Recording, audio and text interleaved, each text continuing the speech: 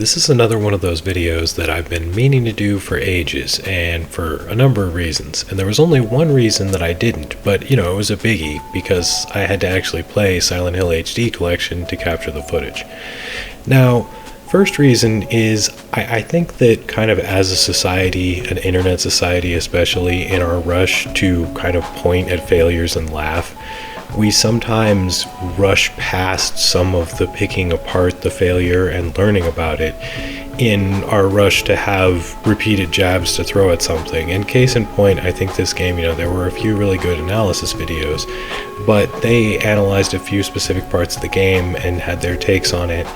And then, everyone just rushed to be like, oh, okay, they did this dumb thing with this sign and this font, and why did they do it? Oh, because they were idiots and Konami didn't give them the right tools, and the whole thing was a joke.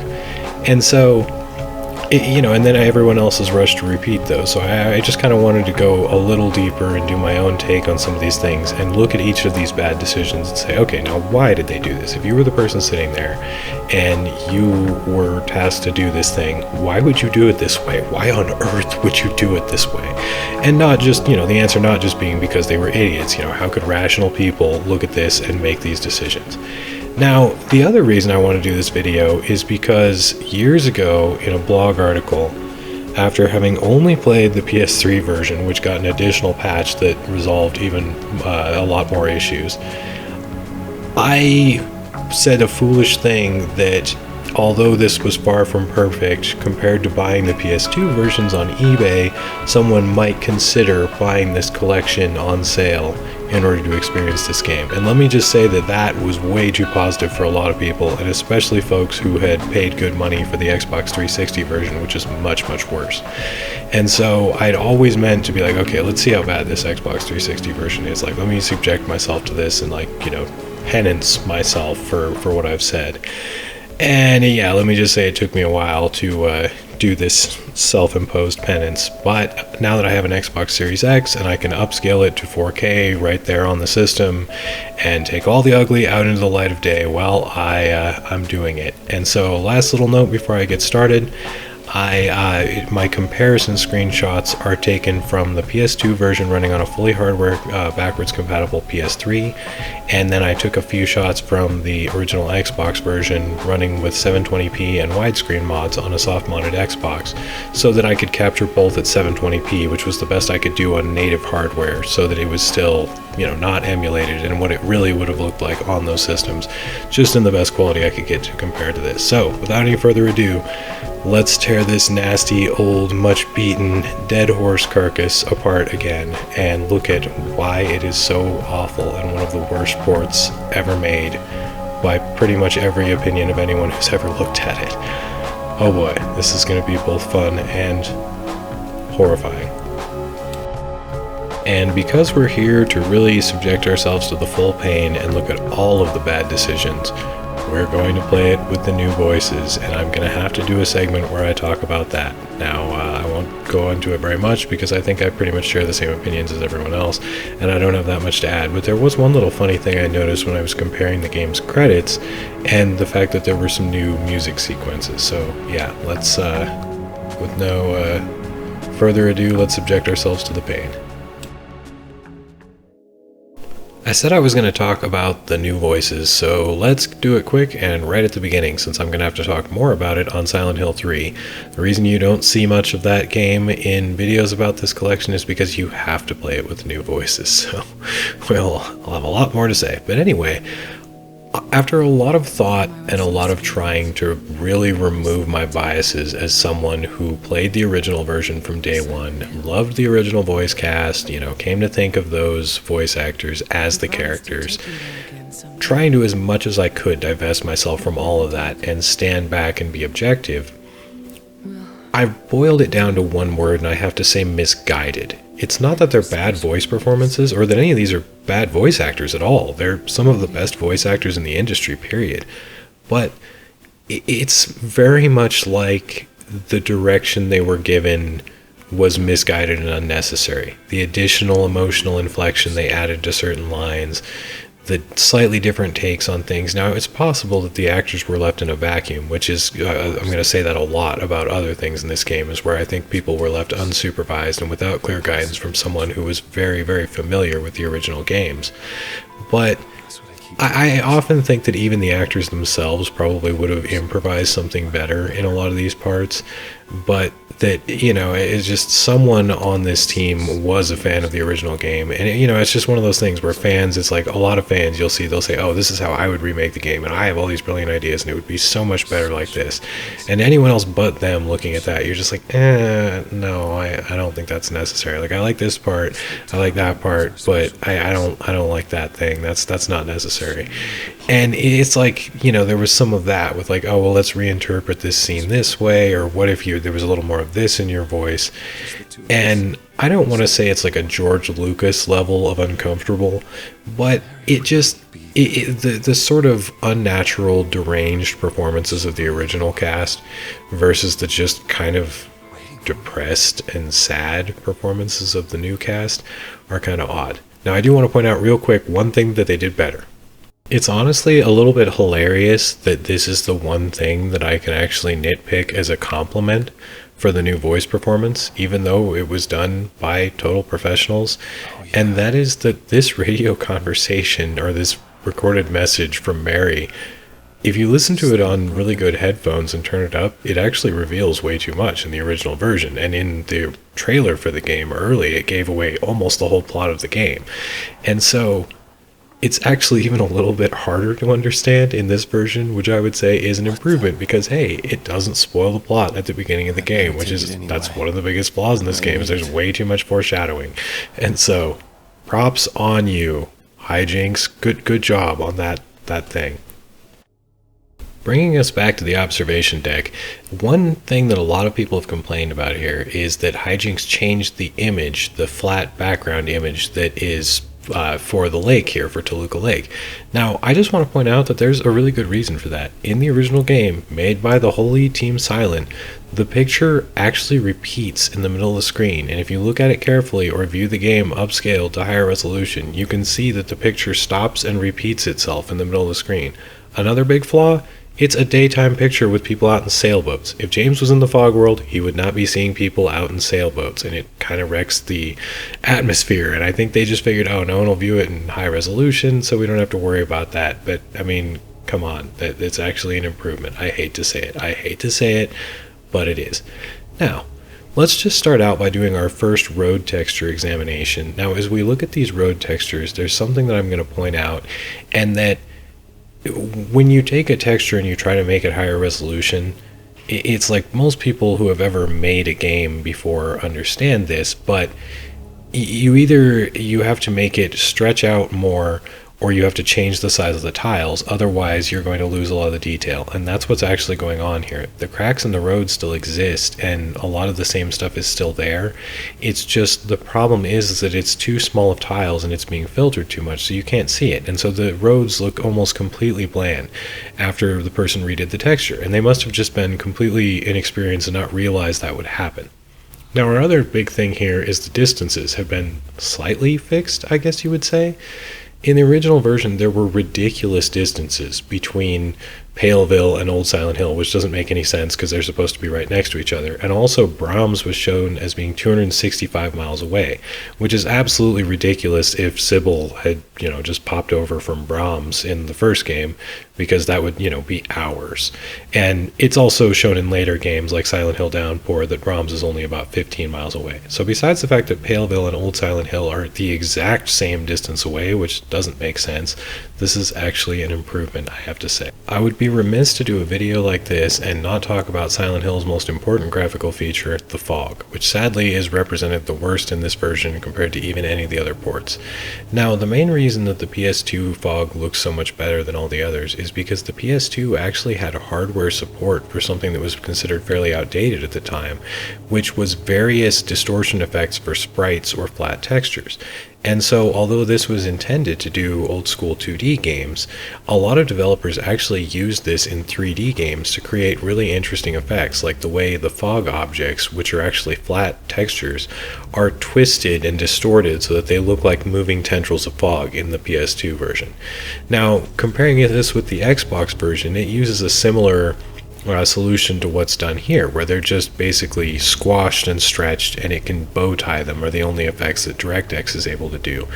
But it works pretty well. Now, why it looks so much worse in the HD collection is because they have again tried to make them higher resolution and have not understood that the filtering then applied to that will actually make them more transparent. So a lot of the fog objects is actually lost, making them very kind of anemic and tiny looking, which just looks utterly awful and shows off the game's render barrier, which shows up as a gray line of fog. Now that exists in all versions, but it just looks exceptionally bad in this version because it's so visible.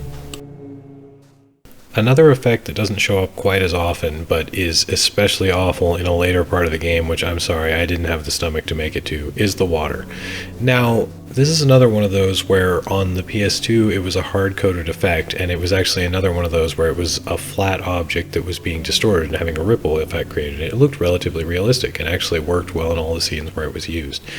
Now, in all of the other versions, they take a generic effect, in the case of the Xbox and PC versions, DirectX effects, but in the case of the HD collections, it appears some sort of generic from some free library. Who knows where they got these, but they don't look convincing at all.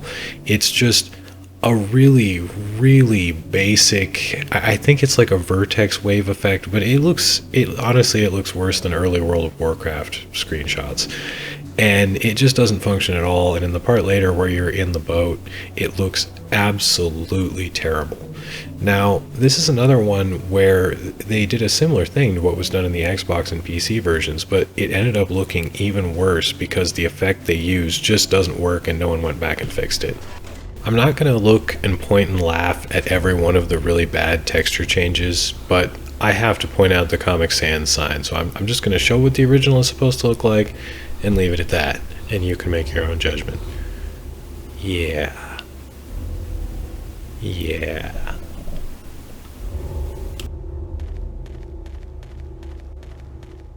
I do want to talk about that a little bit in general, though, some of the weird and bad texture decisions. Now, I really think that what happened here that explains a lot of stuff is there was an initial meeting where they made a big, giant, bullet-pointed list of all the things that they needed to change or improve in this game. And there was stuff on there like fix the distances on the signs, make the roads look less cruddy, change some of the signs that have low-resolution fonts, so on and so forth. And then this list was sliced up and, everyone was divided into little groups and assigned to their specific tasks. And the problem is that a lot of these people who are out there are, they're looking at basically a memo that says, make the street textures higher resolution, change this sign texture. And then it sounds like the people in charge were just constantly suffering through trying to get better support from Konami and all kinds of other stuff.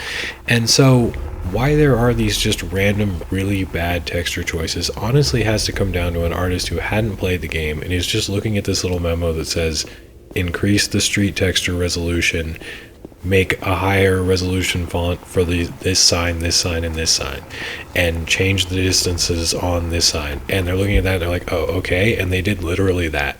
And it didn't make sense when they put it all together because, they probably hadn't played the game in and out and couldn't visualize in their head exactly what it was supposed to look like a lot of us fans can.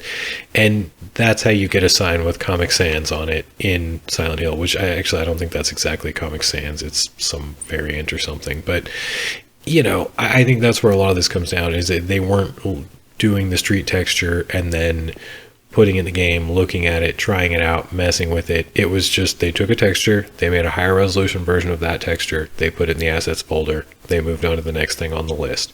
And the people, probably the small group of executives that knew anything about what they meant when they wrote that, were so busy just trying to get this thing even released that they were not able to answer those questions. And I think that really explains a lot of this.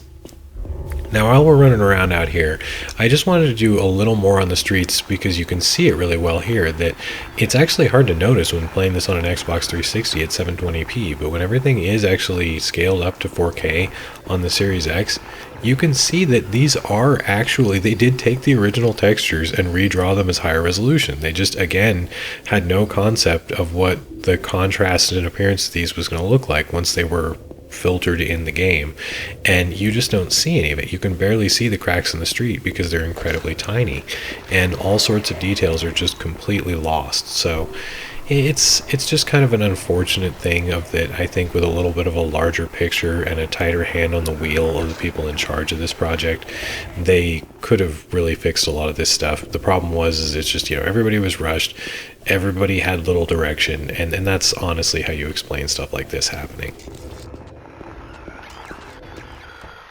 It's time to address the last big elephant in the room, which is obviously the flashlight. Now, the flashlight is actually a little different in each version, and there, you could say, benefits to each, except for this one, of course. Now, the Xbox has a perfectly rounded flashlight beam, which is better than the PS2 versions, which is per vertex, so it's on the edge of each polygon, which makes a bit of a difference. But also, the Xbox and every other port since the PlayStation version also have higher brightness and weird contrast that just never makes anything look quite right, and the flashlight, it just doesn't look right. This version is fairly close to the brightness of the PS2 version, but just still not quite right. Now, the absolute worst you see is the real time on bars like this. This just looks utterly terrible. It doesn't even look remotely realistic the way they just spring directly out from the bars.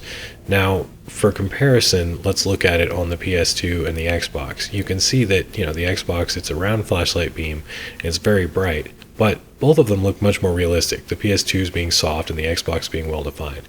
Now, the worst here that you see, and this is only in this version, is that whenever James moves to a different height, it completely breaks the illusion, and the effect that they've used, that it appears they've just cut and pasted from a library of effects, completely stops working and cuts off things like these bars. It looks utterly terrible. Now, as far as I can tell, the reason for this is just that they used a generic effect that was probably intended for a first-person shooter game, and so the effect is only calculated from one camera position. In other versions of the game, even when using the DirectX effect for the Xbox version, they recalculate it to move with James' torso model, so that not only does the actual, basic pixelated effect of the flashlight move with him, but the beam effect is actually calculated for it, which it's kind of unbelievable that they would have not noticed that, but I imagine that they just ran out of time and didn't care. I think I'll end there for Silent Hill 2, just because it has been covered so much, and I just felt like I had a few things to add on the things that other people had already given a fair amount of time. But for something new, if you made it all the way to the end of the video, I'm actually curious if the new music tracks, there are a couple of new guitar tracks, were actually recorded by Troy Baker. Now, all of the music is credited to Akira Yamaoka, but I don't think he actually came and re-recorded stuff for the HD collection. So since Troy Baker kind of has this thing about playing guitar in as many of his games as possible, I honestly wonder on that, but I could not find any information to confirm or deny either way. But I thought that was an interesting wrinkle. So hopefully with, some of my comparison shots here and a little bit more of a nuanced look of like why would it actually end up like this, besides just that they were morons, I hope you enjoyed that. Now, Silent Hill 3, I have almost untapped territory. There's a few playthroughs of it you'll find on YouTube, but as far as analysis of the graphics and weird choices made with the design, I think seriously most people just struggle to make it through the new voices. So I'm gonna do it, and I actually eventually I may even play these games on YouTube, just because, hey, I mean, there's again not a lot of people who want to, so it'd be a fun and unique thing, and we could all laugh at my suffering together. So if that's something you'd be interested in seeing in the future, shout out at me in the comments, or if there's just other questions you have about this game that you'd like me to show in a future video, let me know. Thanks for watching, hope you had a lot of fun.